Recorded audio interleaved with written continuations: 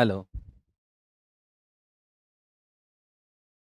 चलिए तो आज का क्लास हम लोग स्टार्ट करते हैं। आप लोग हालांकि मैं जानता हूं कि नोटिफिकेशन तो नहीं गया होगा, लेकिन जो भी लोग देख पा रहे हैं आप सभी लोग लाइव आ जाइएगा। ठीक है। और आज की सेशन को आप लोग देखिए और बढ़िए। देखिए आज का सेशन का पहला सवाल प्रोबेबिलिटी से सवाल है। और क्वेश्चन क्या है?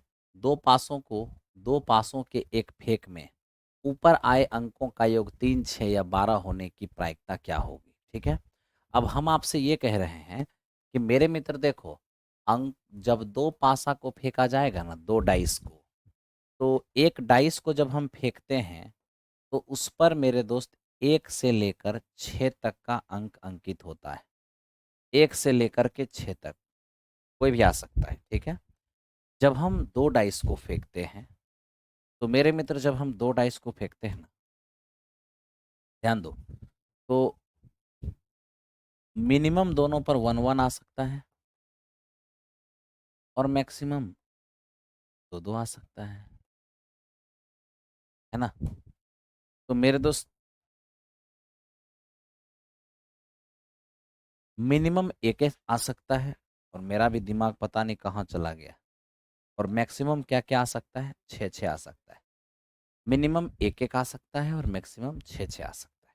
ठीक है मेरे दोस्त।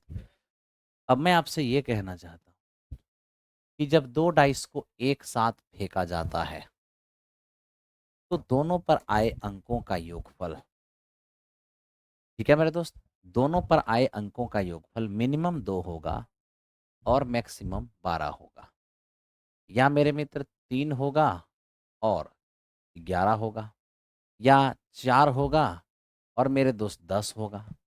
दोनों पासा पराये अंकों का योग 5 हो, या मेरे मित्र 9 हो, 6 हो, या मेरे दोस्त 8 हो।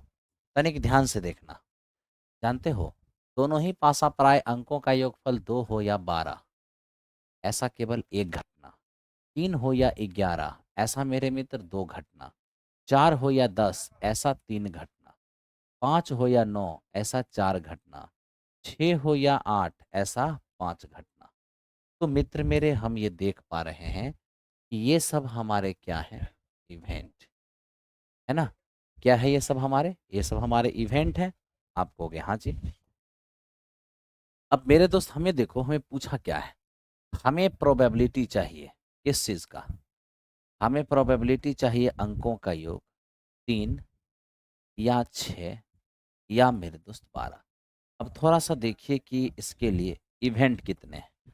तो अंकों का योग जो है ना मेरे दोस्त, अंकों का योग 3 हो जाए, ऐसा 2 इवेंट है। ठीक है। अंकों का योग 6 हो जाए, ऐसा मेरे दोस्त 5 इवेंट है। ठीक है।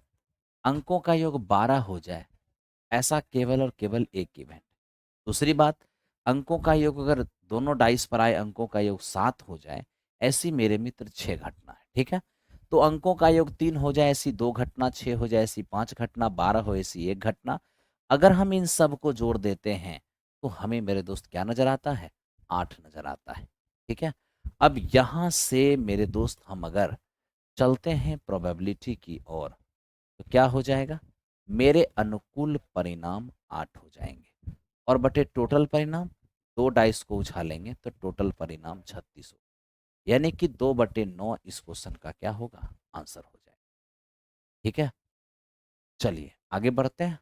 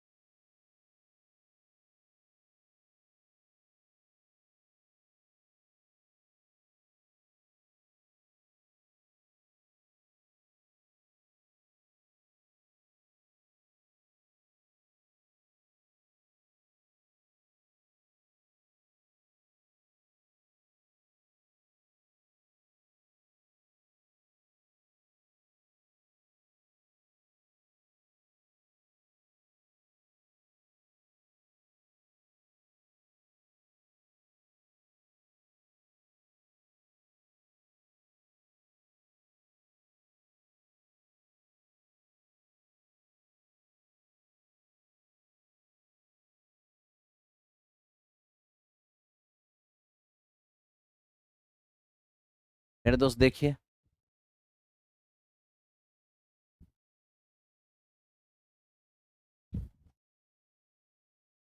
देखो किसी वितरण के लिए गुणांक 22.5% और अंक गणितीय औसत 7.5 है, मानक विचलन का मान क्या होगा?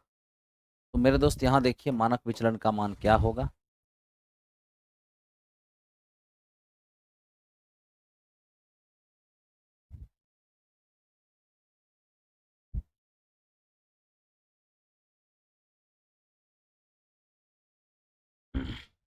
देखिए मेरे दोस्त यहाँ ध्यान से देखना, विचरण गुणांक, विचरण गुणांक बराबर क्या? विचरण गुणांक बराबर मानक विचलन और बटे माध्य है और इनटू क्या, ठीक है। अब आप देखिए मानक विचलन हमारे पास क्या है, हमें नहीं पता है कि मानक विचलन क्या है, ठीक है। माध्य कितना है, तो माध्य मेरे दोस्त हमारा 7.5 और इनटू हमारा 100 हो गया है। विचरण गुणांक, तो विचरण गुणांक कितना, तो विचरण गुणांक हमारा 22.5, ठीक है।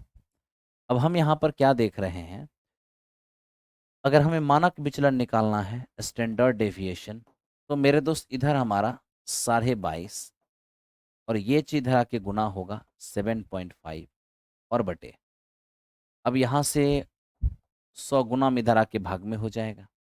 अब यहाँ से हम ये भी देख सकते हैं कि दशमलव के बाद एक अंक और एक अंक, डेसिमल के बाद 2 अंक तो पहले से है, और 100 से भाग देंगे तो 4 अंक पहले आ जाएगा।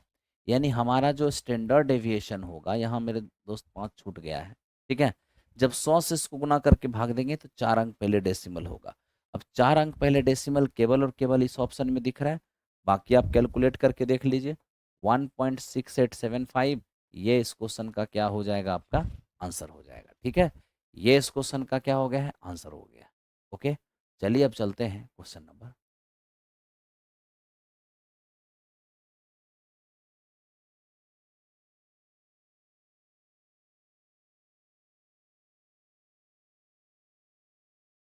चलिए आगे चलते हैं, 3 नंबर क्वेश्चन पे आइए और 3 नंबर क्वेश्चन आप देखिए। मेरे दोस्त हमारा क्वेश्चन है x² plus y² plus 2gx plus 2fy और प्लस c बराबर 0। किसी सर्कल का ये जनरल इक्वेशन होता है, जिस सर्कल का ये जनरल इक्वेशन होता है उसका मेरे दोस्त सेंटर क्या होता है, उसका सेंटर हो जाएगा -g और -f, -g और -f, ठीक है। अब यहाँ पर मेरे दोस्त ध्यान दो, अगर हमें रेडियस की बात करें तो रेडियस बराबर क्या होगा, आपको ये पता होगा कि g² प्लस f² और -c, ठीक है। अब देखिए हम ये देख रहे हैं कि किसी सर्कल का जो जनरल इक्वेशन होता है उसमें x² का गुणांक भी 1 है, y² का भी गुणांक 1 है ना। लेकिन यहाँ हम देख रहे हैं, देखो ना, x² का गुणांक 1 है, y² का भी गुणांक 1 है, लेकिन हम वही चीज अब यहाँ पर देख पा रहे हैं। इस बात को अब थोड़ा सा आप समझिए, ठीक है, आखिर ये क्या है।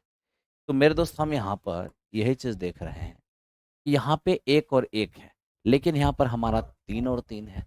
तो आप सबसे पहले 3 कॉमन कर लीजिए, आप 3 कॉमन करेंगे तो x² हो जाएगा, यहाँ से y² हो जाएगा, ये हमारा -8/3x हो जाएगा, और मेरे दोस्त ये हमारा -10/3y हो गया, और प्लस ये हमारा 1 हो जाएगा, और मेरे दोस्त बराबर कितने, 0।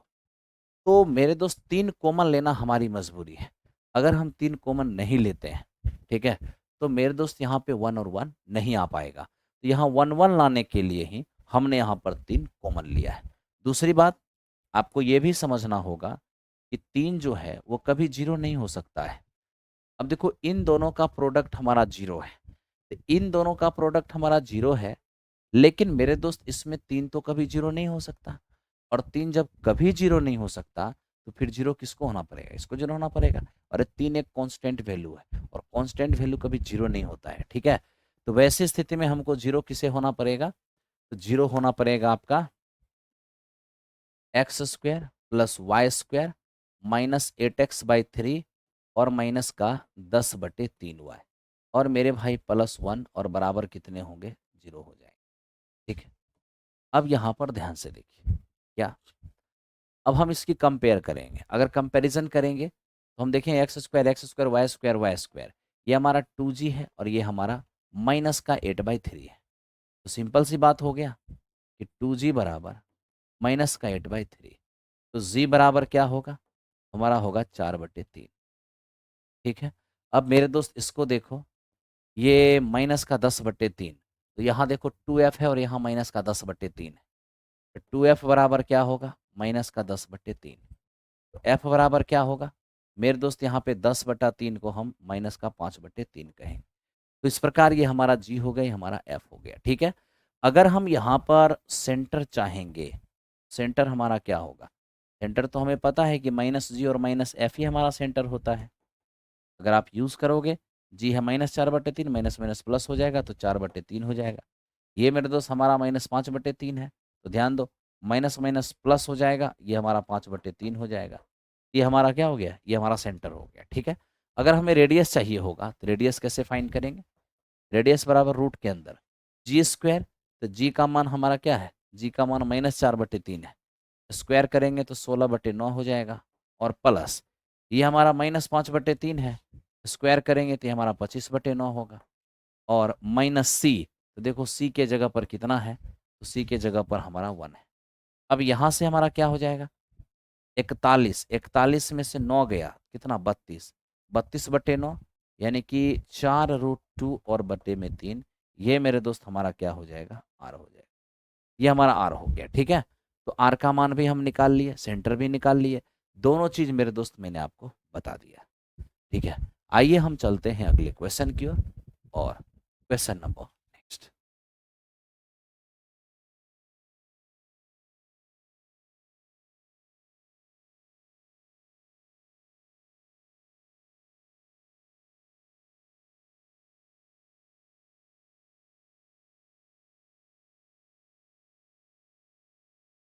आइए आगे बढ़ते हैं, ये हमारा 3 नंबर क्वेश्चन हो गया है।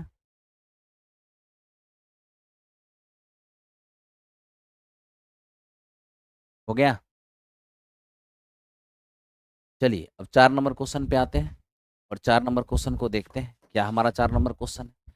मेरे दोस्त हमें कहता है कि 9x + 3y - 4 बराबर 0, 2x + 4y + 5 बराबर 0 के बीच अधिक कोण क्या होंगे।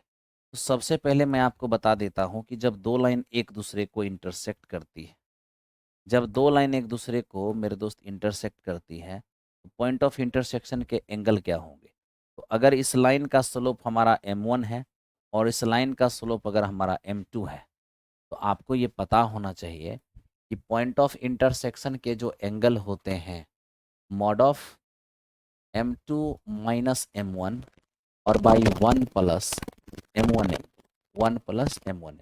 ठीक है, अब हम यहाँ से ये देखें कि यदि हमारा ये टेन थीटा है बराबर m1 m2, m1 निकालना होगा।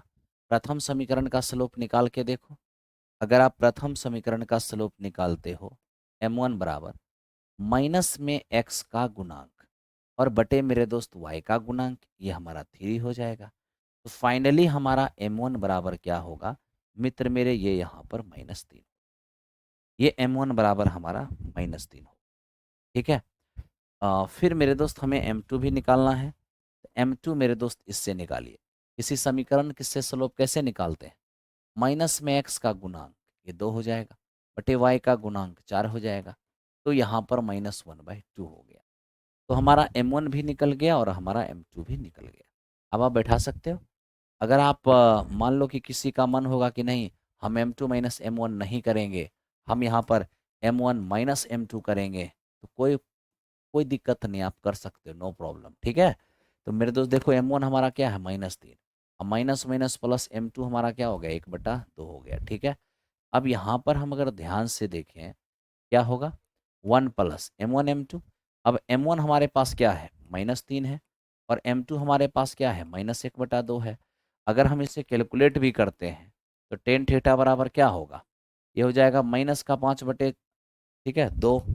और नीचे में भी आ जाएगा हमारा 2, ठीक है। थोड़ा समझने की कोशिश करो। 2 और 3 5, 5 और/2 होगा। यानी मेरे दोस्त हमारा टेन थीटा बराबर आपको 1 दिखेगा, जो 10 में 45 डिग्री का मान है। तो यहाँ से थीटा का मान 45 आ गया। अब थीटा का मान मेरे दोस्त 45 जो है, ये तो हमारा न्यून कोण है। ये हमारा कौन सा कोण है, ये हमारा न्यून कोण है। हमें क्या चाहिए था, अधिक कोण चाहिए। मेरे दोस्त अगर हमें अधिक कोण चाहिए तो ध्यान रखना, हमारा जो ऑब्ट्यूज एंगल होता है वो मेरे दोस्त क्या होता है।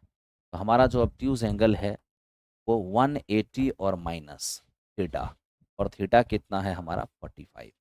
तो मेरे दोस्त 180 में से आप एक्यूट एंगल को घटा दीजिए, आपका ऑब्ट्यूज एंगल आ जाएगा 135। इस क्वेश्चन का आंसर हो, ठीक है, 135 इस क्वेश्चन का आंसर हो गया है। आइए चलते हैं क्वेश्चन नंबर नेक्स्ट। अच्छा, हम क्वेश्चन हम बढ़ा देते हैं, थोड़ा सा थिकनेस बढ़ा देते हैं। हो गया होगा।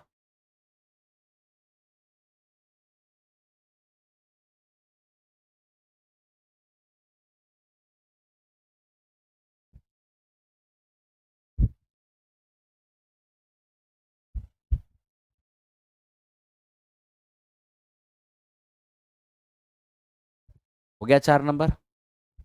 आइए 5 नंबर क्वेश्चन पे चलते हैं। अब मेरे दोस्त आप इसको देखिए, थोड़ा ध्यान से देखिए।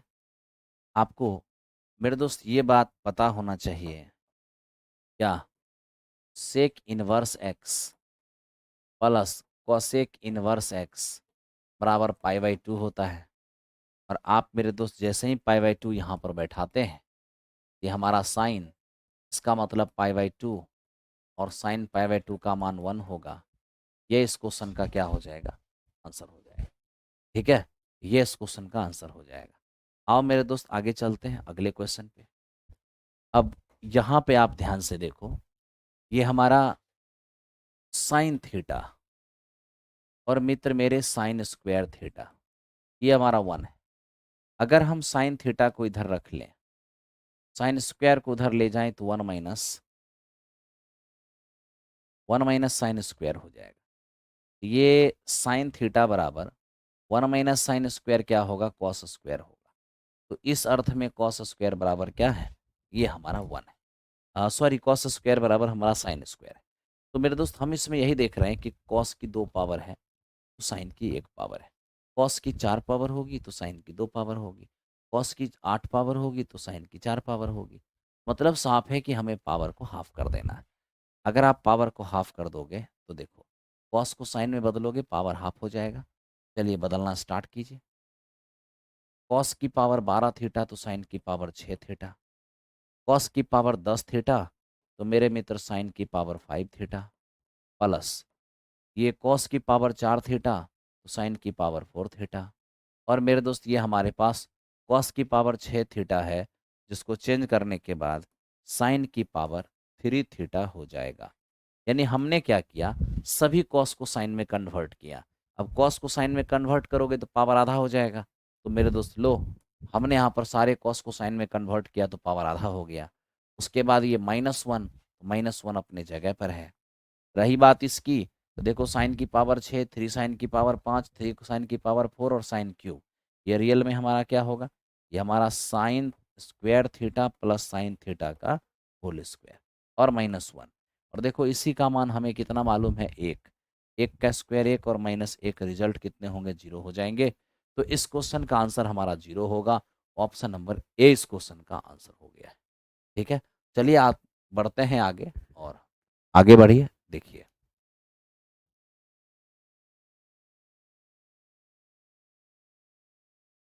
ठीक है, बढ़िए, देखते हैं क्वेश्चन नंबर नेक्स्ट योर। अब मेरे दोस्त इतना पर थोड़ा सा इसको तो आपको याद ही रखना होगा, इसको आप सीधे याद रखिएगा। ठीक है, अगर एग्जामिनेशन में आ गया तो एकदम एज इट इज यही क्वेश्चन आएगा। ठीक है, आपको बस इतना याद रखना है कि पावर 1, पावर 2, पावर 3, अगर पावर 3 तक जाके 1 हो रहा है तो सीधा मेरे मित्र ध्यान रखना कि साइन की पावर 1, साइन की पावर 2, साइन की पावर 3 बराबर अगर 1 हो रहा है, तो जहां तक ट्रिग्नोमेट्रिक फंक्शन का मान पूछेगा उसका मान सिंपल सा होगा, क्या? पावर 3 तक जाके जब 1 होगा ना, तो आंसर 3 प्लस 1 4 हो जाएगा। मतलब आंसर 3 प्लस 1 4 हो जाएगा। आप 4 सीधा ध्यान रखना, क्योंकि पेपर के अंदर इसे बना तो ऐसे भी नहीं पाओगे, ठीक है? इसलिए इसको डायरेक्ट डायरेक्ट ध्यान रखना। ओके, चलिए तो चलते हैं क्वेश्चन नंबर नेक्स्ट की ओर। अब आप मेरे दोस्त इसको क्या देख रहे हो? एक त्रिभुज के कोण समांतर श्रेणी में है। न्यूनतम कोण के अंश का अधिकतम कोण के रेडियन का अनुपात मेरे दोस्त 60 अनुपात पाई है। तो बताइए वे कोण है ना, वे कोण कितने अंशों में होंगे? सबसे पहले हम देख रहे हैं कि किसी समकोण त्रिभुज के तीनों कोण, सॉरी, किसी त्रिभुज के तीनों कोण एपी में है। तो एपी का मतलब क्या होता है? समान अंतर में बढ़ने वाला।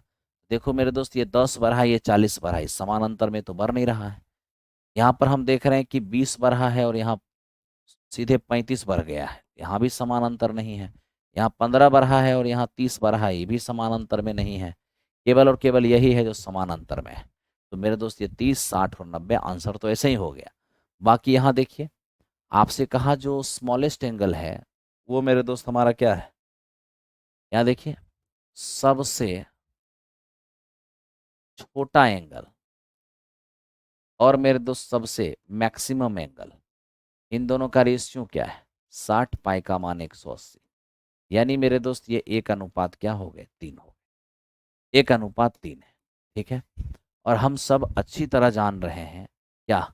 हम सब अच्छी तरह जान रहे हैं कि मेरे दोस्त कोई नंबर अगर एपी में है ना, एपी में है, तो आपको पता है अगर 3 संख्या एपी में होगा तो मेरे मित्र ए माइनस डी, ए और ए प्लस डी, अगर 3 संख्या एपी में होगा तब तो मेरे मित्र यही तीनों संख्या होगी।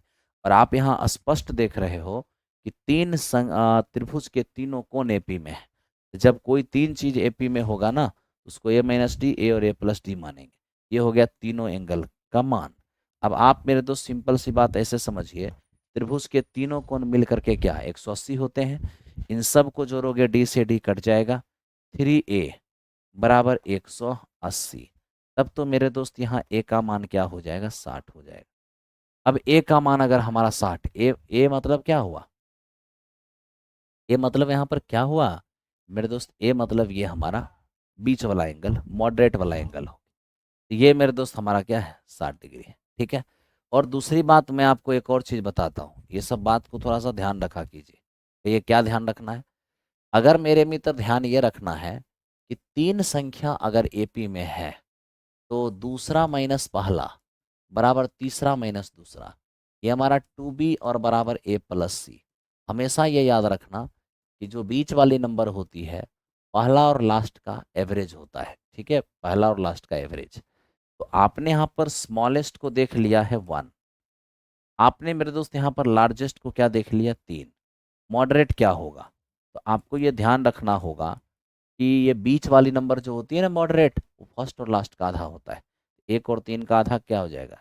1 + 3 का आधा क्या हो जाएगा? 2 हो जाएगा। ये छोटा एंगल है, ये मॉडरेट एंगल है और ये सबसे बड़ा है।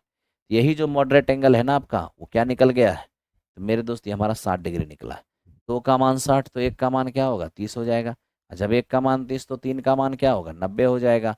तो इस प्रकार से मेरे दोस्त हम देख रहे हैं कि 30, 60 और कितने हो गए हैं? ये हमारे 90 हो गए।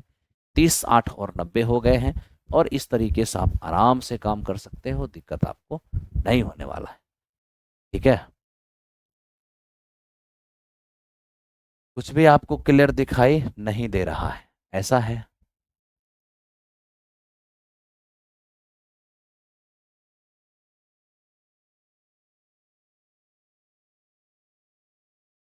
आगे बढ़ते हैं।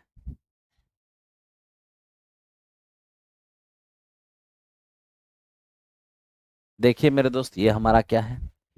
ये हमारा है 75 मीटर ऊंचे टावर से भूभाग भूतल पर विपरीत दिशा में स्थित दो बिंदु P और Q के अवनमन कोण थीटा और फाई इस प्रकार है कि टेन थीटा बराबर इतना और टेन फाई बराबर इतना। P और Q बिंदु के बीच की दूरी कितनी हो? P और Q बिंदु के बीच की दूरी कितनी हो? अब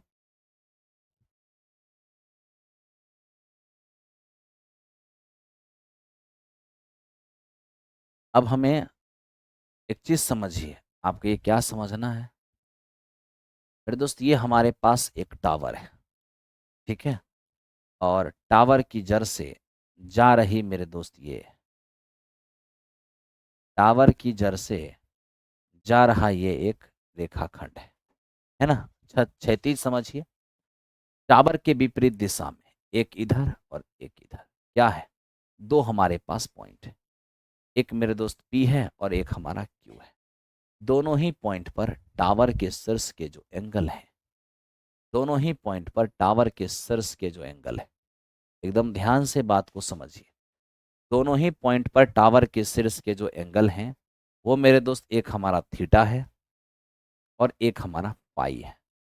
मैं ये देख पा रहा हूं कि ये इस प्रकार है कि टेन थीटा बराबर हमारा 3/4 है, और दूसरा टेन फाई बराबर क्या है, तो मित्र मेरे टेन फाई बराबर हम देख रहे हैं कि 5/8 है। अब यहाँ देखिए, टेन थीटा जो है ना, ये हमारा होता है लंब और बटे में आधार, ठीक है। तो थीटा के लिए लंब तो मेरे दोस्त यही है, आधार हमारा ये है, और फाई फाई के लिए मेरे दोस्त आपका लंब क्या है 5, और आपका आधार क्या है 8। तो मित्र मेरे ये हमारा 5 हो गया, ये हमारा 8 हो गया। अब आपको ये ध्यान रखना है कि ये जो हमारा 3 है और ये जो हमारा 5 है, मेरे दोस्त यहाँ देखो, 3 भी इसी का हाइट है, अब 5 भी इसी का हाइट है। तो जब मेरे दोस्त एक ही हाइट है, मान अलग अलग कैसे होगा, सेम होना चाहिए। सेम नहीं है तो करो, 3 और 5 का एलसीएम हो जाएगा 15। 15 बनाने के लिए मेरे दोस्त यहाँ पर 5 से मल्टीप्लाई करना होगा, 15 बनाने के लिए 3 से करना होगा, यहाँ 5 से तो यहाँ भी 5 से करना होगा, और यहाँ 3 से तो यहाँ भी 3 से करना होगा। यानी कि अगर हम कायदे से इसको देखें, बात को थोड़ा समझो, अगर कायदे से हम इसको देखें तो पूरा मेरे दोस्त दोनों P से Q की दूरी होगी क्या, तो P से Q की दूरी हमारा होगा 20 और 24। तो 20 और 24 मेरे मित्र हो जाएगा 44। दिया हुआ क्या है ऊंचाई, तो जो ऊंचाई मेरे दोस्त आपको 5 दिया 15 रेशियो नजर आ रहा है, वो आपको 75 दिया हुआ है। एक रेशियो का मान क्या होगा 15 पचे 75, और जब एक रेशियो का मान 75 हो जाएगा तो 44 रेशियो का मान क्या होगा, 5 के 20, और 5 के 20 और 2 कितने हो जाएंगे 22 हो जाएंगे। तो इस प्रकार से मेरे दोस्त हम ये देख पा रहे हैं 220 इसकी क्या हो गई है हाइट, 220 इसकी क्या हो गई है हाइट हो गई है।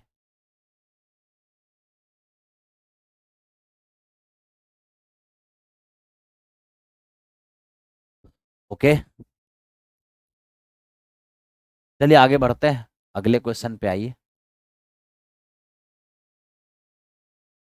9 नंबर हो गया, आइए 10 नंबर पे आते हैं, और 10 नंबर को ध्यान से देखिए।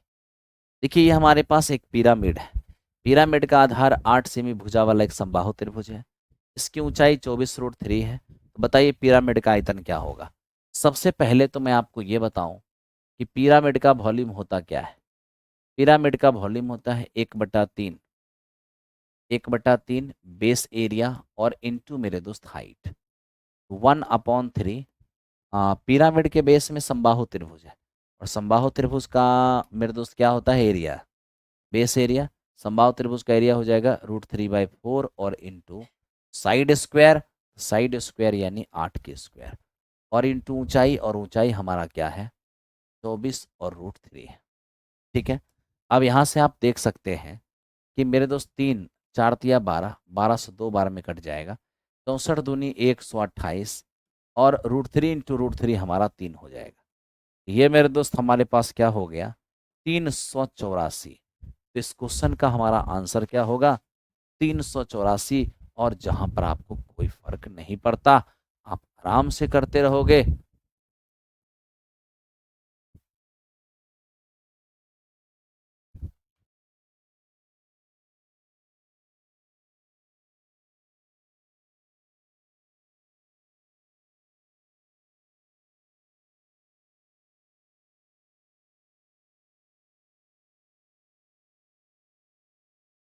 आओ मेरे दोस्त, 10 नंबर क्वेश्चन हो गया हमारा।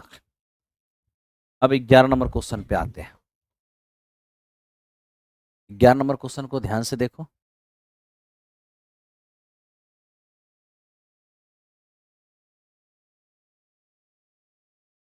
इतना न बफरिंग हो रहा है, प्लीज साउंड थोड़ा बढ़ा दीजिए। अच्छा ठीक है, ठीक है, हम साउंड बढ़ा देते हैं। देखिए क्या है, एक समचतुर्भुज की प्रत्येक भुजा की लंबाई उस वर्ग की भुजा की लंबाई के बराबर है जिसका विकर्ण 40√2 सेमी है। तदनुसार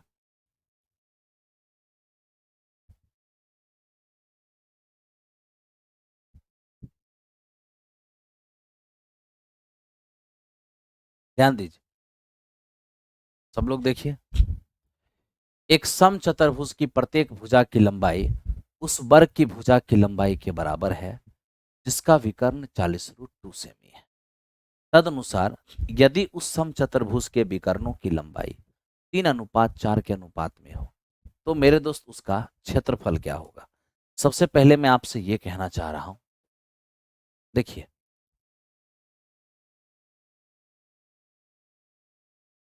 हमारे पास एक रोम्बस है, ठीक है, एक रोम्बस है। हम ये देख रहे हैं कि इस रोम्बस का कह रहा है कि इस समचतुर्भुज की प्रत्येक भुजा मेरे मित्र एक ऐसे वर्ग की भुजा के बराबर है जिस वर्ग का विकर्ण 40√2 है, ठीक है। अब आपको इतना तो समझ में आना चाहिए, अगर वर्ग की भुजा को हम ए कहते हैं तो वर्ग का विकर्ण होता क्या है, √2 इंटू भुजा, और √2 इंटू भुजा जो है हमारा 40√2 है। तो ए बराबर हमारा क्या होगा, तो मेरे दोस्त ए बराबर हमारा हो जाएगा 40, ये हमारा 40 हो गया, ठीक है। अब ए हमारा 40 हो गया, यानी वर्ग की भुजा 40 हो गया, जो वर्ग की भुजा है वही समचतुर्भुज की भुजा है, हो गया समचतुर्भुज की भुजा 40, ठीक है। दूसरी बात, समचतुर्भुज के विषय में एक बात और आप जानते होंगे कि समचतुर्भुज के जो डायगोनल होते हैं वो मेरे दोस्त 90 डिग्री पर बाइसेक्ट हो जाते हैं। अब 90 डिग्री पर बाइसेक्ट होने का मतलब साफ हो गया कि ये जो अभी हमें विकर्णों का अनुपात 3:4 दिख रहा है, क्या मेरे दोस्त इसको 6:8 नहीं कह सकते हैं, इसको हम 6 और 8 तो कह ही सकते हैं, सिंपलेस्ट करेंगे 3-4 हो जाएगा।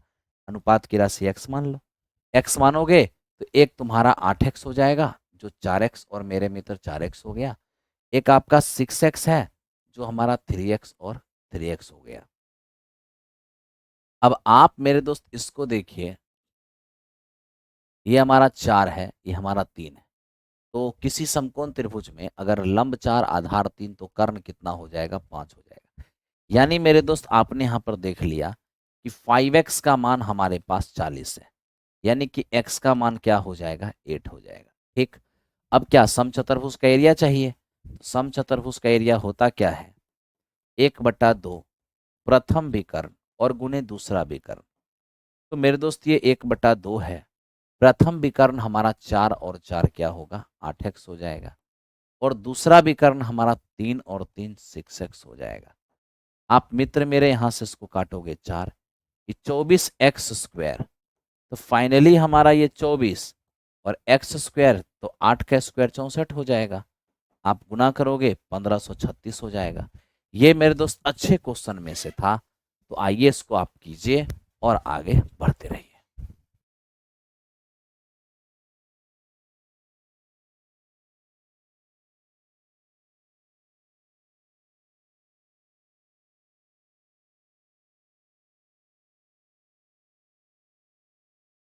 ठीक है, चलिए आगे चलते हैं, अगले क्वेश्चन पे आते हैं, ठीक है। चलो, तो मेरे दोस्त अगले क्वेश्चन को हम लोग देखते हैं, समझते हैं, हो गया ये, ठीक। नेक्स्ट, अब मेरे दोस्त इसको समझने की कोशिश करिए, आगे बढ़ जाएं, ठीक है बढ़ जाओ। अब मेरे दोस्त हम यहां पर देख रहे हैं, ये क्वेश्चन हमारा क्या है, ये हमारा कह रहे कि 5,000 रुपए 8% वार्षिक चक्रवृद्धि ब्याज की दर से 1.1/4 वर्षों के अर्धवार्षिक रूप से संयोजित और वार्षिक रूप में संयोजित, ठीक है, चक्रवृद्धि ब्याज का अंतर क्या होगा। अब हम आपसे एक बात पूछना चाहेंगे, क्या कहो, क्या पूछना है, मेरे मित्र समय कितना है? 1.1/4। अब 1.1/4 का मतलब क्या होता है? 15 महीना। एक साल का मतलब 12 महीना, 1/4 साल को महीना में बदलेगा 3 महीना। ये मेरे दोस्त हमारा 15 महीना है, यानी एक साल पूरा पूरा, अगला साल 1/4 साल। ठीक है, अगला साल हमारा 1/4। ओके। दूसरी बात मेरे दोस्त, ई तो हो गया कि चलो जब हम सालाना जोड़ते हैं ये एक अलग चीज होता है। जब मेरे दोस्त हम छमाही जोड़ेंगे तो मामला क्या होगा? तो 15 महीने में, ये तो 15 महीना ना है, कहिएगा वो कैसे? एक साल 12 महीना तो अलग हो गया, और 1/4 साल को अगर हम मेरे मित्र 12 से गुना कर दें तो ये हमारा 12 महीना। ठीक है, और ये हमारा 3 महीना, यानी कुल मिला के 15 महीना। तो छमाही जब जोड़ेंगे ना तो 6 महीना, मेरे मित्र 6 महीना, और फिर क्या हो जाएगा हमारा?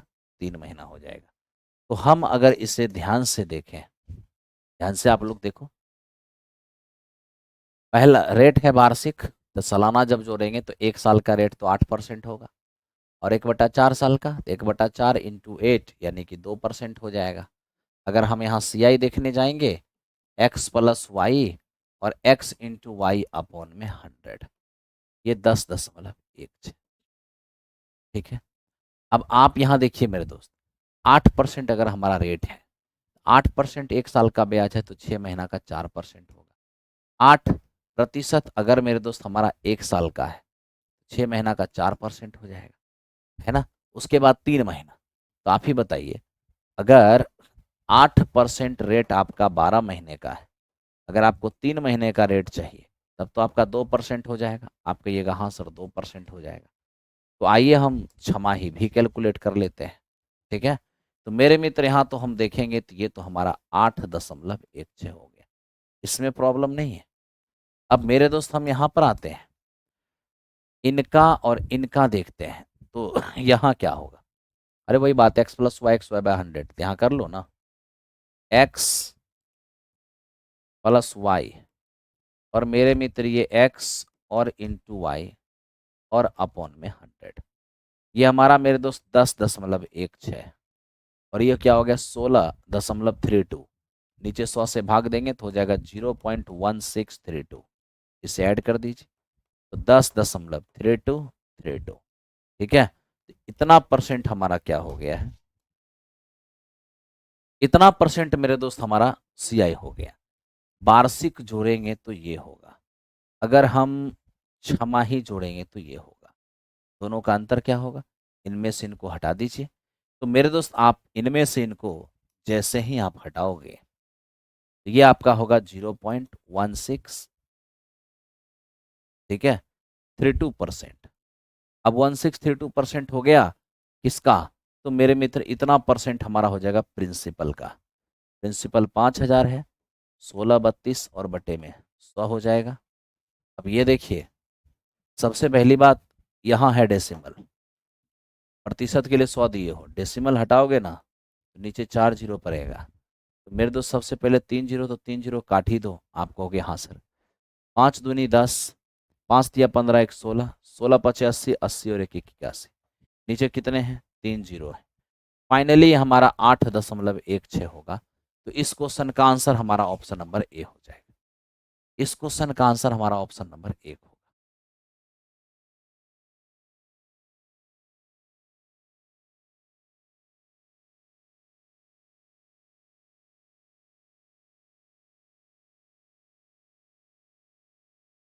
हो गया?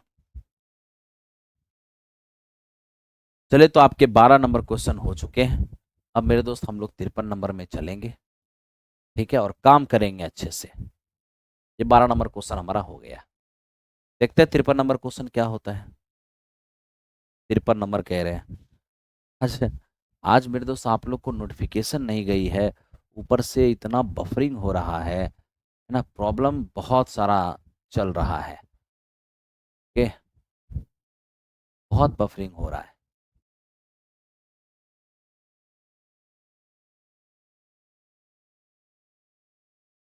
चलो देखते हैं, ध्यान दो। एक दुकानदार जब अपने सामान को उधार नहीं बेचता है तो उसे 10% का मेरे दोस्त छूट देता है। उसके सामान की लागत मूल्य उसकी बिक्री मूल्य का 80% है। ठीक है। हमें कहता है कि यदि वह सामान को नगद बेचता है तो बताइए उसका लाभ प्रतिशत क्या होगा। सबसे पहली बात मेरे दोस्त ये है कि हम देख रहे हैं कि जब वो व्यक्ति अपने सामान को उधार नहीं बेचता है तो उस पर वो 10% की छूट देता है। ओके।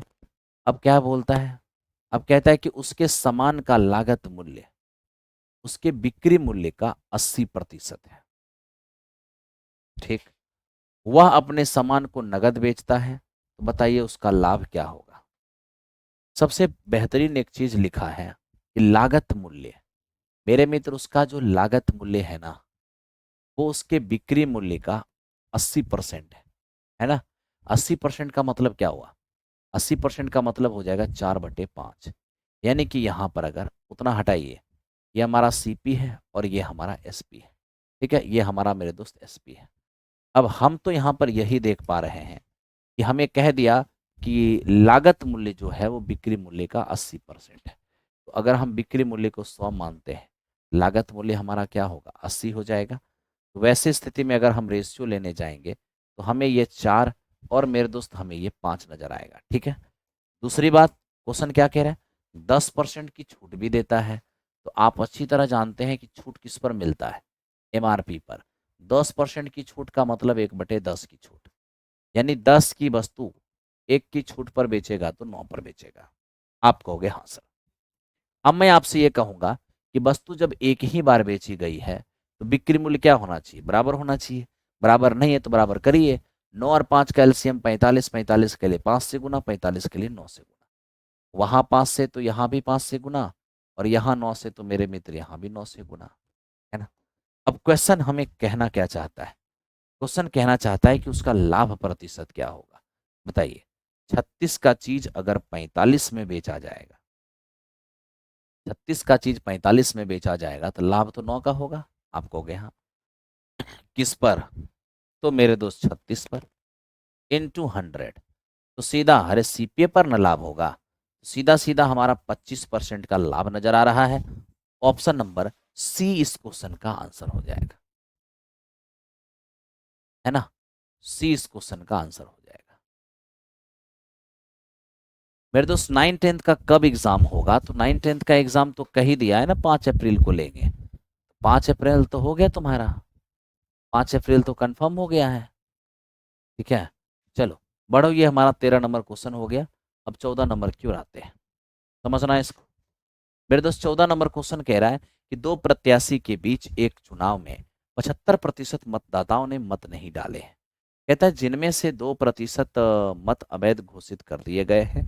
एक प्रत्याशी ने 9261 मत प्राप्त किए हैं जो कि वैध मतों का 75% है। इस चुनाव में पंजीकृत मतदाताओं की कुल संख्या क्या होगी। सबसे पहले मेरे दोस्त मतदाता सूची को आप एक्स मानिए। ठीक है। 75% ने अपना मत डाला है, तो मेरे मित्र जितने भी मतदाता हैं उसका केवल और केवल 75% लोगों ने ही, यानी 3/4 लोगों ने ही अपने मत का प्रयोग किया है। अब जितने भी मत का प्रयोग हुआ है या जितना भी मत डाला गया उसका 2% अवैध हो गया। अगर 2% अवैध हो गया है तो 98% क्या होगा, आपका वैध हो जाएगा। ठीक है। और अब हमें कोई क्वेश्चन ये कह रहा है कि इस वैध मतों में, यानी वैध मतों में एक विनर है और एक हमारा एक लूजर है। विनर को, मेरे दोस्त ध्यान देना, ये विनर है और एक लूजर है। कह रहे कि विनर को यानी विजेता को 75% मत प्राप्त हो रहे हैं, कह तो रहा है। एक प्रत्याशी को 9261 मत प्राप्त हो रहा है जो वैध मतों का 75% है। तो यहाँ पर विनर लूजर की बात ही नहीं किया, बात तो सीधा कहा कि जो हमारा वैध मत है, इस वैध मत का 75% यानी 3/4 एक प्रत्याशी को मिला, और मेरे मित्र उसको रियल में मिला कितना, तो उसको रियल में मिला है 9261। अब हम यहां से मित्र देखना चाहेंगे, काटना चाहेंगे, तो ये हमारा क्या होगा, 9। 9 एकम 9, 0, 9 दूनी 18, ठीक है, 9 निन्मे 81। यहाँ पर ध्यान से आप देखिए पहली बात, ठीक है, अच्छी बात है। अब देखो ये 49 दूनी और ये 2 दूनी, 49 से काटेंगे, 49 दूनी 98, और मेरे दोस्त 49 एकम 49। फाइनली एक्स का मान क्या होगा, 4 दूनी 8, 8 एकम 8, 8 दूनी 16, और ये जाके 2 जीरो और इस पे बैठ जाएंगे, 16,800 इस क्वेश्चन का आंसर हो जाएगा। ऑप्शन नंबर सी, आपको कहीं से परेशानी।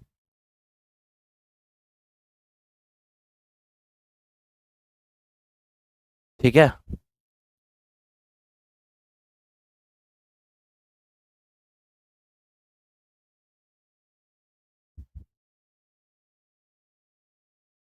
हो गया ये आपका 14 नंबर। आइए 15 नंबर क्वेश्चन पर। 15 नंबर क्वेश्चन क्या हमारा है, एक विक्रेता ने एक साइकिल 10% के लाभ पर बेची है।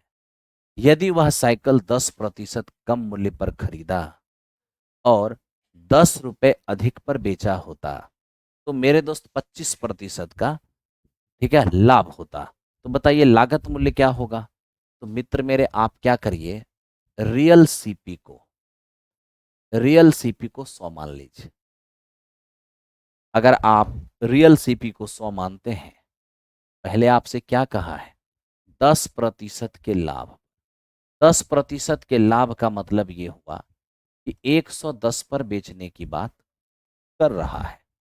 ठीक है, दूसरी चीज हमें क्या बोल रहा है, 10% कम मूल्य पर खरीदा होता, यानी जितना में वो खरीद रहा है उससे 10% कम, यानी अगर 90 में खरीदा होता, यदि 90 में खरीदा होता, यानी हमारी जो सीपी होती अगर 90 होता, और मेरे मित्र जितने के लाभ पर पहले बेच रहे थे उससे 60 रुपए अधिक में बेचते, यानी जितना में हम पहले बेच रहे थे उससे 60 रुपए अधिक में बेचते, तो इस नई वाली सीपी पर हमें 25% का लाभ होता।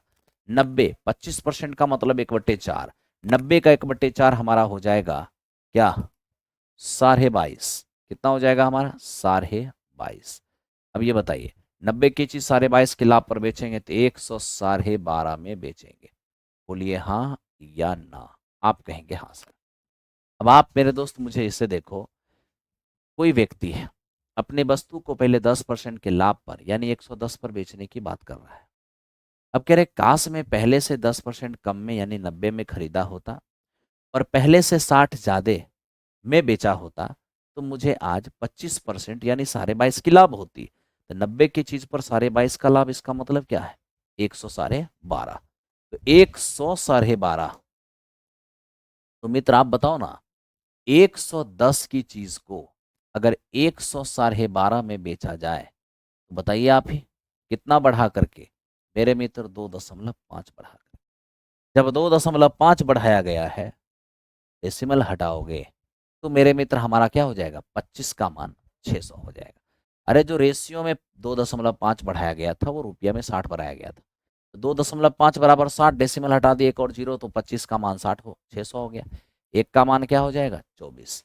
और जब एक का मान हमारा 24 हो जाएगा, तो मित्र मेरे 100 का मान क्या होगा, 100 का मान हमारा हो जाएगा 2400। 100 का मान हमारा क्या हो जाएगा, 2400 हो जाएगा। ठीक है, 2400 इस क्वेश्चन का आंसर होगा। बढ़ते रहिए और आगे चलते रहिए।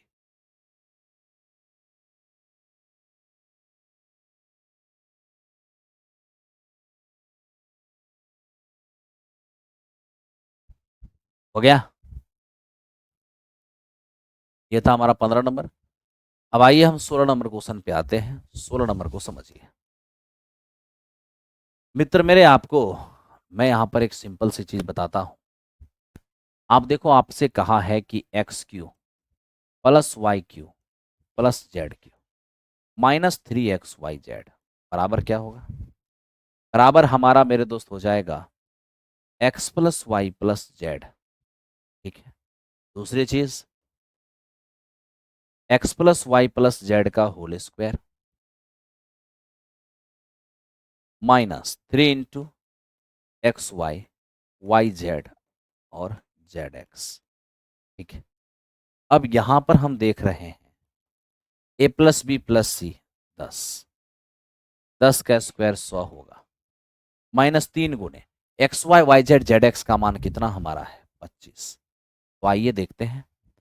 और मेरे दोस्त यहाँ पर 3 और गुने एक्स वाई जेड का मान क्या है 100, तो 100 रहने दीजिए। अब इधर आप क्या देख रहे हैं, 100 में 75 चला गया, 25, 25 रहेगा 250, ये आपका 250 हो गया। और 300 इधर आके ऐड हो जाएगा, तो मेरे दोस्त ये आपका 550 हो जाएगा।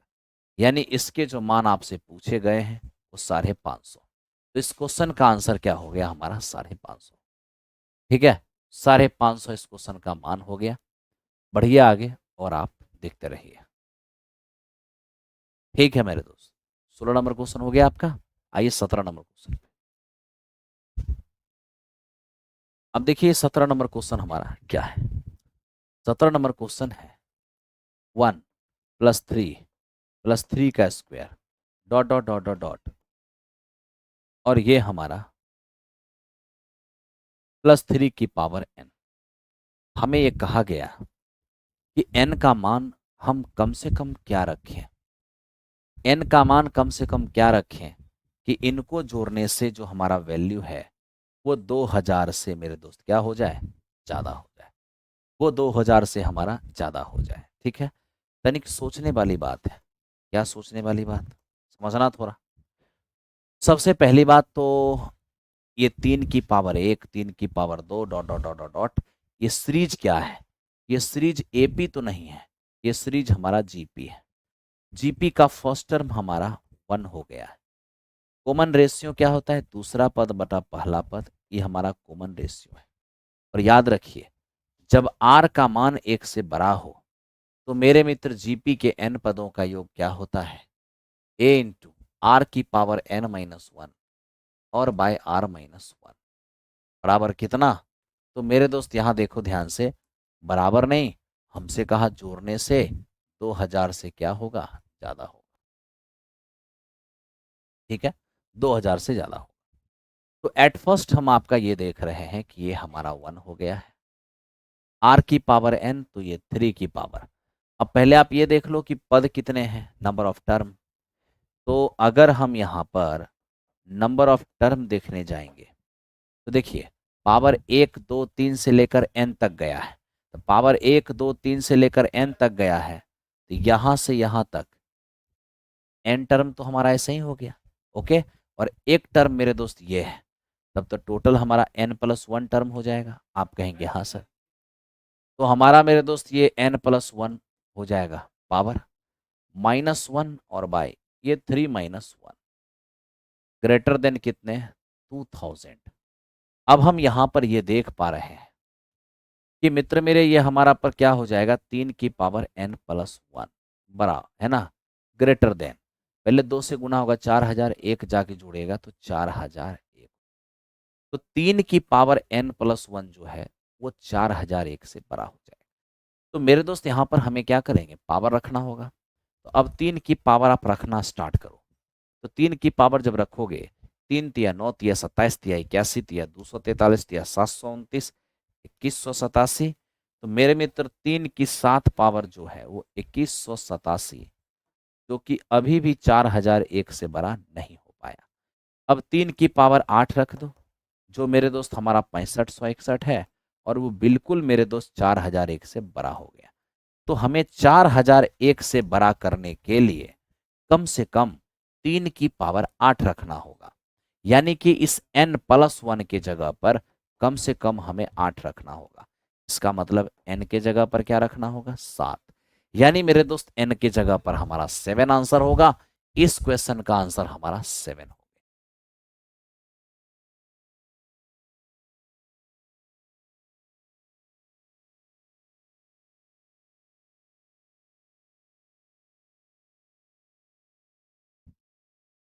शुभम हम प्रोबेबिलिटी में 22 सेकेंड वीडियो जो है ना उसमें हम समझाए हैं, एक बार आप देख लीजिए, आपका काम हो जाएगा। ठीक है, चलिए, तो ये था हमारा 17 नंबर क्वेश्चन। आइए हम 18 नंबर क्वेश्चन की ओर चलते हैं और देखते हैं। 18 नंबर क्वेश्चन पे आइए। तो चलिए मेरे दोस्त 18 नंबर क्वेश्चन को ध्यान से देखा जाए। तो देखो इस वक्त 18 नंबर क्वेश्चन अगर हम देखते हैं, एक क्रिकेट खिलाड़ी का गेंदबाजी का मेरे दोस्त औसत 12.4 है। वह अपने अंतिम मैच में 26 रन देकर 5 विकेट लेता है। उसकी गेंदबाजी औसत में 0.2 का सुधार हो जाता है। अंतिम मैच से पहले उसके द्वारा, है ना, लिए गए विकेटों की संख्या क्या होगा। सबसे पहले ये देखिए, अंतिम मैच खेलने से पहले गेंदबाजी औसत 12.4 था, यानी हर 12.5 रन पर एक विकेट वो लेता था। अंतिम मैच में क्या हुआ, अचानक से 26 रन देकर 5 विकेट ले लिया, यानी कि आपका 5.2, है ना।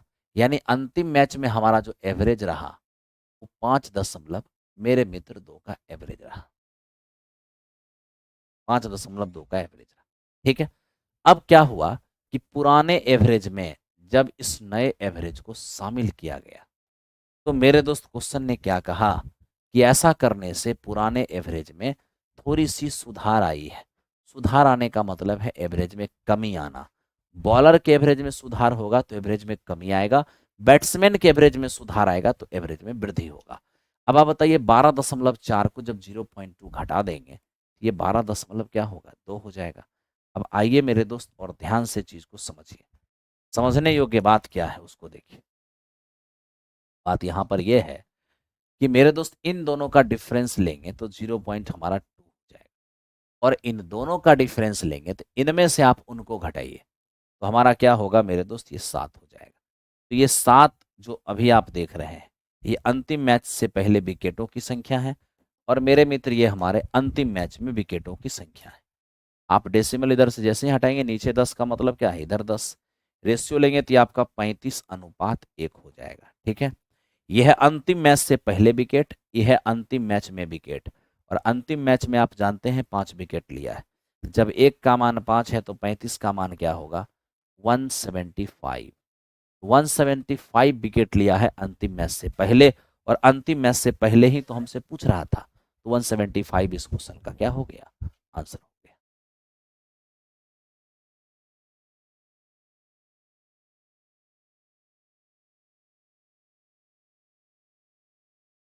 ठीक है।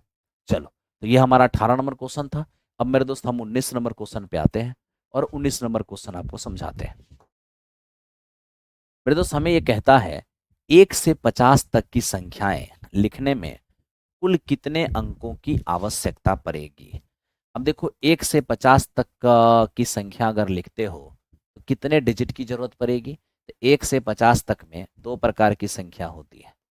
सबसे पहले एक डिजिट वाली होती है, और मेरे दोस्त कुछ 2 डिजिट वाली भी होती है, कुछ 2 डिजिट वाली भी होती है। मैं आपसे यही बात पूछना चाहता हूँ, अगर एक अंकों वाली की बात करोगे तो एक अंकों वाली संख्या कहाँ से कहाँ होता है, 1 से लेकर 9 तक, यानी इसके लिए हमें 9 डिजिट की जरूरत पड़ेगा। कहोगे हाँ सर। और दो अंकों वाली संख्या 10 से लेकर के मेरे मित्र कहाँ तक, 85 तक तो रखना है। हाँ, तो 10 से लेकर 50 तक में कितनी संख्या होगी। कभी भी मेरे मित्र नंबर ऑफ टर्म निकालना हो, लगातार संख्याएं लिखी हुई हो, नंबर ऑफ टर्म चाहिए, तो लास्ट माइनस फर्स्ट और +1 कर लेना, तुरंत पता चल जाएगा क्या वो संख्या होगा, 41 को संख्या। तो 10 से 50 तक में 41 को संख्या, तो 41 को संख्या अगर दो अंकों वाली है, तब तो 82 डिजिट की जरूरत यहाँ हो गया। 82 डिजिट यहाँ पर, 9 डिजिट यहाँ पर, अगर हम इसको ऐड करते हैं तो 91 डिजिट मेरे दोस्त इस क्वेश्चन का आंसर हो गया। तो 91 हम देख पा रहे हैं इस क्वेश्चन का आंसर है। ठीक है, ऊपर से निकल गया। साउंड ऑफ है।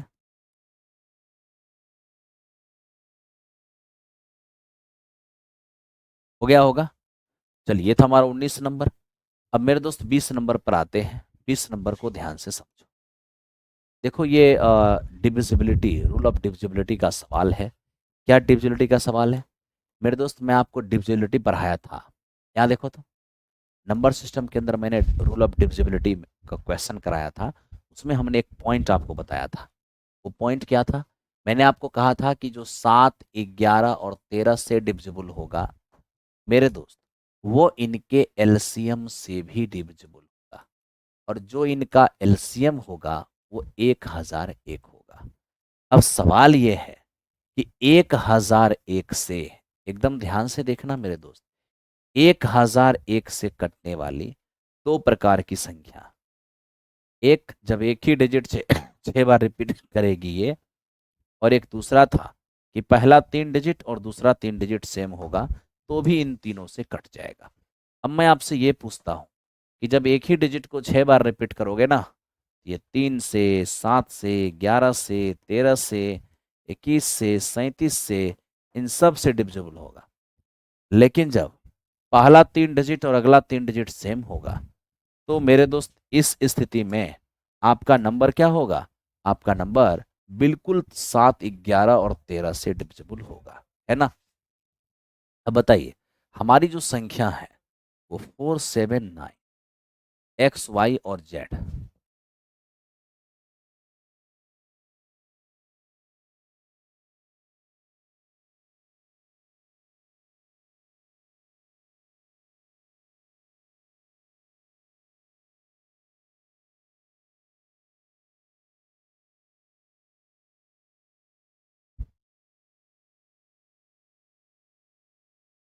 देखिए,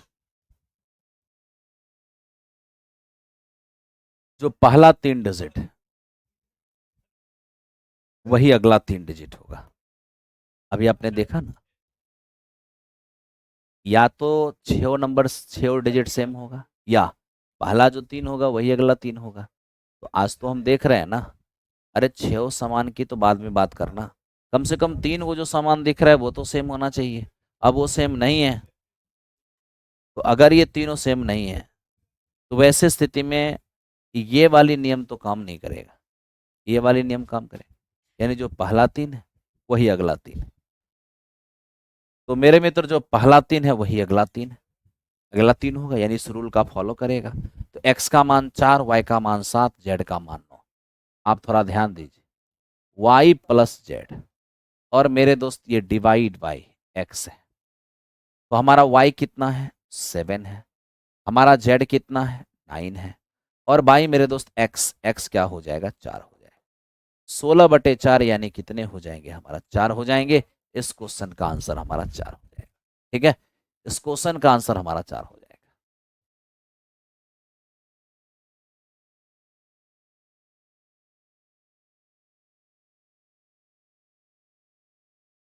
हो गया? चलिए अब मेरे दोस्त आगे चलते हैं अगले क्वेश्चन पे। ध्यान दीजिए, हम देख पा रहे हैं कि बी और सी मिलकर किसी काम को जितना समय में करेगा, ए उससे 3 गुना समय लेता है। ए और सी मिलकर उस काम को करने में जितना टाइम लेता है, बी उससे 4 गुना टाइम लेता है। तीनों मिलकर 24 दिनों में काम पूरा करेंगे, तो ए अकेले उस काम को कितने देर में करेंगे? अब सोचने वाली बात सिंपल सा है कि बी और सी मिलकर कोई काम करने में जो टाइम लेते हैं, ए उससे 3 गुना टाइम लेता है। मान लेते हैं कि बी और सी एक टाइम लेता होगा, तो उसका 3 गुना ही 3 टाइम लेते होंगे। हो गया? हाँ जी सर। अब मेरे दोस्त अगर हम इफिशियंसी का रेशियो ले लें, तो समय के उल्टा रेशियो में हमारा इफिशियंसी होगा। कोई दिक्कत नहीं है। फिर देखिए मेरे दोस्त क्या कह रहे हैं, हमें कह रहे हैं कि ए और सी किसी काम को करने में जो भी टाइम ले रहे हैं, बी अकेला उससे क्या 4 गुना टाइम ले रहा है। तो मेरे मित्र ये हमारा 1 हो जाएगा, ये 4 गुना हमारा 4 टाइम लेगा। ठीक है, अब यहाँ देखना कि मेरे दोस्त यहाँ टाइम का रेशियो 1/4 है, तो क्षमता का रेशियो 4/1 होगा। आप कहोगे हाँ। अब मैं आपसे पूछूंगा कि जो 3 आदमी यहाँ है वही 3 आदमी यहाँ है। आप कहोगे हाँ। तो देखो ना, तीनों मिलकर यहाँ पर 4 काम कर रहे हैं, और जबकि तीनों मिलकर यहाँ पर मेरे दोस्त 5 काम कर रहे हैं। तो हम ये देख पा रहे हैं कि तीनों मिलकर यहाँ पे 4 काम कर रहे हैं और तीनों मिलकर यहाँ पर 5 काम कर रहे हैं। Very good, very good. अब आप मुझे ये बताओ कि आदमी 3 यहाँ और वही 3 यहाँ, तो फिर उसके एक दिन का काम तो सेम होना चाहिए। नहीं है तो सेम करिए, सेम करिएगा। 5 और 4 का एलसीएम 20, 20 बनाने के लिए 5 से मल्टीप्लाई, 20 बनाने के लिए 4 से। वहां 5 से गुना किए हैं तो यहाँ भी 5 और यहाँ भी 5 से। यहाँ 4 से गुना किए हैं तो यहाँ भी 4, और मेरे दोस्त यहाँ भी 4 से। ठीक है, क्या करें अब? कुछ नहीं, सबसे पहले टोटल वर्क निकाल लो। तीनों एक साथ काम करते हैं तो 24 दिन में फिनिश करते हैं। अब देखिए, तीनों मिलकर एक साथ मेरे मित्र एक दिन में 20 काम करते हैं और 24 दिन में फिनिश, इसका मतलब टोटल काम 480। आप कहोगे हाँ। अब इसको ए अकेला अगर करना चाहेगा, करना है 480 काम, और ए की क्षमता कितना है 5, 5 क्षमता से करेगा, तो मेरे मित्र 96 दिन का समय लगेगा। 96 इस क्वेश्चन का आंसर हो जाएगा, 96।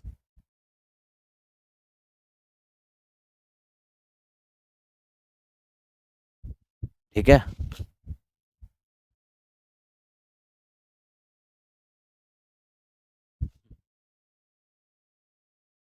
देखो, अभी एगो आसिफ इकबाल नाम का लड़का आया है।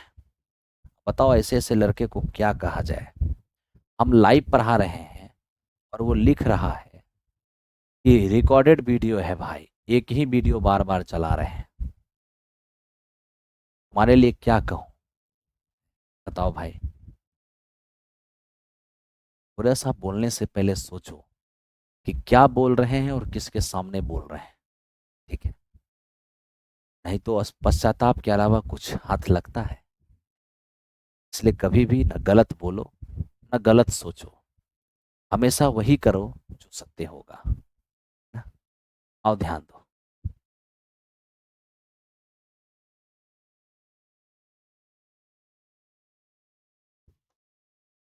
ध्यान दो, पढ़ते हैं। एक टंकी की तली में एक छेद है, जिसके कारण पानी से भरी हुई टैंक 10 घंटे में खाली हो जाती है। टंकी की टंकी पानी से भरी हुई हो और 4 लीटर प्रति मिनट की रफ्तार से टंकी में पानी भरने के लिए एक और नल स्टार्ट कर दिया जाए, तो अब छेद द्वारा टंकी को खाली होने में 15 घंटे का समय लगता है। बताइए टंकी में कितने लीटर पानी भरा जा सकता है। सबसे पहले तो मैं आपसे एक सवाल, सिंपल सी एक बात कहता हूँ। आप कहोगे क्या कहोगे सर। मैं ये कह रहा हूँ कि एक नल है खाली करने वाला, जो टैंक को 10 घंटे में खाली कर सकता है। ठीक है, और ये रहा आपका टैंक। अब इस टैंक के अंदर एक नल लगा है जो बिल्कुल मेरे दोस्त टैंक को 10 घंटे में खाली कर सकता है। लेकिन हुआ क्या ना, कि इनमें इस टंकी में ये खाली करने का काम तो कर ही रहा है, साथ ही साथ उसी वक्त एक इसमें भरने वाला नल स्टार्ट कर दिया गया, जो कि 4 लीटर प्रति मिनट, जो कि 4 लीटर प्रति मिनट पानी मेरे मित्र इस टंकी में डालना आरंभ कर दिया है। ठीक है, तो अब ये बताओ, जो नल 10 घंटे में खाली कर सकता था बिना किसी डिस्टरबेंस के, और अब अगर आप उसको डिस्टर्ब करने लगोगे, तो क्या वो 10 घंटे में खाली कर पाएगा। बिल्कुल नहीं, 10 घंटे में बिल्कुल भी खाली नहीं कर पाएगा। और बिल्कुल खाली नहीं करने का क्या मतलब है, कि मेरे दोस्त ध्यान दो, 10 घंटे में बिल्कुल भी खाली नहीं कर पाएगा। अच्छे से देखना, 10 घंटे में बिल्कुल भी खाली नहीं कर पाएगा। अब मेरे दोस्त इसे खाली करने में थोड़ा टाइम लगेगा, तो वो कह रहा है कि हमें 15 घंटे का टाइम लग रहा है। ठीक है, सही बात है। लेकिन 15 घंटे में हो क्या रहा है, 15 घंटे में फाइनली हो तो खाली रहा है ना। 15 घंटे में खाली हो रहा है। पहले खाली हो जाता था 10 ही घंटे में। अब बी डिस्टर्ब कर रहा है, थोड़ा ज़्यादा टाइम तो लगेगा लेकिन खाली हो जाएगा, तो 15 घंटे में खाली हो रहा है। हमें कह बताओ इस टंकी की क्षमता क्या होगी। सबसे पहले, जो टैंक 10 घंटे में खाली हो सकता है और 15 घंटे में खाली हो सकता है, उस टैंक की क्षमता इन दोनों कैल्शियम 30 होगा। अब बताओ 10 घंटे में अगर 30 खाली होंगे तो हर घंटे 3 खाली होगा। 15 घंटे में 30 खाली होंगे तब तो हर घंटे मेरे दोस्त यहाँ पर 2 खाली होने लगेगा। अब आप कहोगे कि जब ए मेरा अकेले ही 3 खाली करता है, तो बी ऐसा क्या करता होगा कि मेरे दोस्त यहाँ पे 2 ही खाली हो पा रहा है। अरे भैया, बी का काम है भरने का, तो बी यहाँ पर एक भर देता होगा। तो मेरे भाई 3 एक खाली कर रहा है, ये एक भर देता होगा, -3 + 1 क्या हो जाएगा, -2 हो जाएगा। तो इस प्रकार से हम लोग यही देख पा रहे हैं कि बी की जो यहाँ पर कैपेसिटी आया, यहाँ पर बी की जो कैपेसिटी आया, क्या आया, तो हमारी बी की जो कैपेसिटी है, यहाँ पर बी की जो हमारी कैपेसिटी है, वो 1 घंटे में एक भरने की। तो हम तो देख रहे हैं कि भरने का काम तो मिनट में हो रहा है, यानी 1 मिनट में अगर 4 लीटर भरा रहा है, तो आप ही बताइए कि मेरे मित्र 60 मिनट में क्या होगा। 60 मिनट में 240 लीटर भराएगा। 60 मिनट में 240 लीटर भराएगा। ठीक है, अब आप ध्यान से देखिए, तो जब एक रेशियो का मान 240 लीटर हो गया, तो 30 रेशियो का मान होगा 30 गुने 240, यानी मेरे दोस्त 7200 लीटर। तो 7200 लीटर इस क्वेश्चन का आंसर होगा। Option number option number D इस क्वेश्चन का आंसर होगा। ऑप्शन नंबर डी इस क्वेश्चन का आंसर हो जाएगा।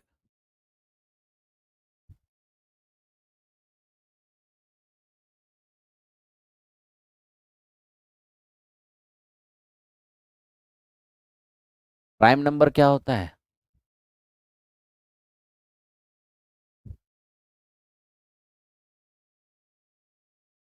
ध्यान दो।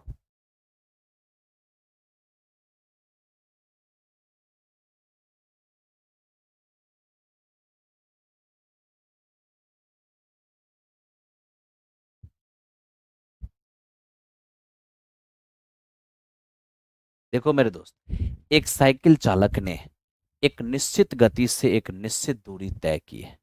यदि एक जॉगर उसकी आधी दूरी दुगुने समय में तय करे, तो उस जॉगर और साइकिल के चाल की गति का अनुपात क्या होगा? ठीक है। अब हम यहां पर क्या कर रहे हैं वो देखो। एक साइकिल चालक ने एक निश्चित गति से निश्चित दूरी तय की है। ध्यान दीजिए, एक साइकिल चालक ने एक निश्चित गति से एक निश्चित दूरी तय की है। ठीक है। तो हम अब आप मान लीजिए कि मेरे दोस्त एक निश्चित चाल से एक निश्चित दूरी तय करेगा, तो एक निश्चित समय भी लगेगा, कहोगे हाँ। मान लो कि एक निश्चित दूरी एक निश्चित समय में तय हो गया। अब हमें कह रहा है कि पहले से आधी दूरी दुगुने समय में तय हो रहा है। दुगुने समय का मतलब क्या हो गया? ले टी समय लगता था, अब मेरे दोस्त हमारा 2t समय लगेगा, है ना। अब हमारा 2t समय लगेगा। तो आइए मेरे दोस्त, हम यहाँ पर चाल का रेशियो पूछा है, दूरी बटे समय चाल हो जाएगा, दूरी बटे समय चाल हो जाएगा। आइए चाल का रेशियो लेते हैं। जैसे ही चाल का रेशियो लीजिएगा, ये हमारा d/t हो जाएगा, और ये हमारा मेरे दोस्त d/4t हो जाएगा। तो यहाँ पर हम देख रहे हैं कि d से d हमारा कट गया, t से t कट गया, 4:1 हो जाएगा। ठीक है, 4:1 हो जाएगा। ओके। तो मेरे दोस्त हम यहीं पे क्लास को देखते हैं। अभी दूसरी क्लास स्टार्ट होने वाली है। कल हमारी 6 to 8 और 1 to 5 के लिए मैं लंबे एपिसोड लेकर आपके सामने आऊँगा। आज हालांकि मैं आपको सुबह में 30-40 क्वेश्चन के आसपास और अभी 25 क्वेश्चन के आसपास मैंने सॉल्व किया है। और कल हमारी मुलाकात 6 to 8 और 9-10 के लिए अंतिम बार होगी, क्योंकि अभी एप्लीकेशन पर हमारी क्लास है। ठीक है, तो हम यहीं पर रुक रहे हैं। कल कल मेरे दोस्त हमारी क्लास 1 बजे से स्टार्ट होगा और रात जितने बजे तक चलेगा, 1 बजे से आरंभ करके मैं 8-9 बजे तक आपकी क्लास, कल एक लंबी क्लास आपके लिए लूँगा। और कल की क्लास जो होगी वो एनसीईआरटी और एससीईआरटी बेस्ड होगी। ठीक है, अंतिम समय में एनसीईआरटी और एससीईआरटी आपका बेस्ड होगा कल। ठीक है, चलिए, थैंक यू वेरी मच।